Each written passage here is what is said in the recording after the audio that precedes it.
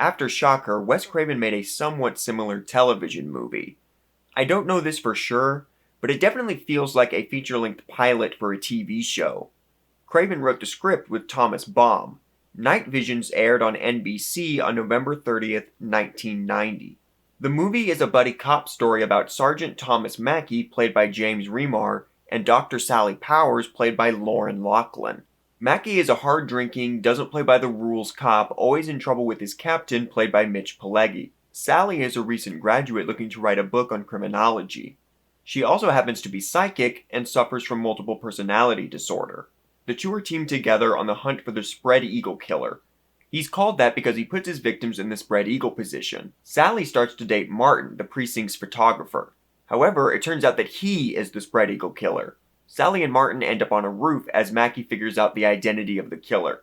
Our buddy cop duo end up throwing Martin off the roof, killing him. Mackey is ultimately the movie's biggest problem. Given current events, this kind of cop isn't particularly endearing. He's an asshole, seems to hate everyone, abuses his power, and refuses to work within the system of the law. He's a bastard, and it's deeply uncomfortable to watch, especially because it's supposed to be charming. The only reason he's slightly nicer to Sally, and even then he's a condescending prick, is because Lauren Lachlan is hot. And even without all that, it's just so cliche. Mackey is every movie cop trope rolled into one to the point of nonsense. Mackey and his captain fight because that's what happens in cop movies, right? But it doesn't make any sense for them to fight. Ever.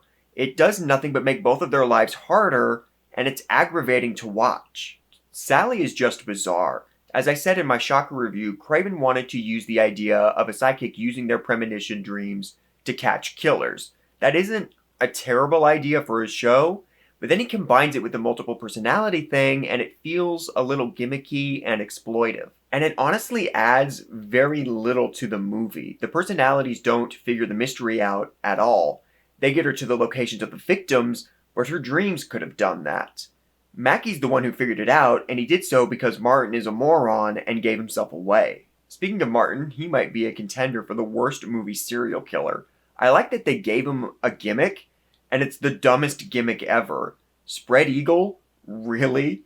How am I supposed to not laugh at that? It's so lame. They try to add to it with this idea that Martin is building the perfect woman, so each victim is killed for a particular body part. But what on earth does that have to do with the spread eagle position? And it still isn't that interesting or creepy if he was actually taking the body parts from each woman to build the perfect woman Frankenstein style. That would be something. But nope, the movie's not allowed to be interesting. And Martin is so obvious. The second he was on screen and started talking, I knew it was him. So in addition to being a bastard, Mackey is also terrible at his job. And how he figures it out is such a joke. Martin killed some random woman in a club but had to rush it due to the presence of Sally and Mackey, so he didn't put her in the spread eagle position. But when Mackey goes through the crime scene photos, he notices that the victim was put in that position, meaning Martin put her in the position for the photograph. What is the point of having a psychic partner if that's how you're going to figure the mystery out? I was dreading watching this movie because Craven's TV movies have been pretty bad across the board. You can tell he didn't put the same kind of effort in, and it's always disappointing.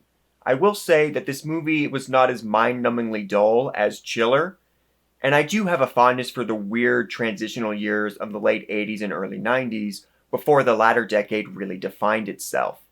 I've watched worse pilots, but this is still really bad, with a lame and obvious killer, a detestable lead character who only got worse with time, pointless gimmicks, and an over-reliance on tropes and cliches.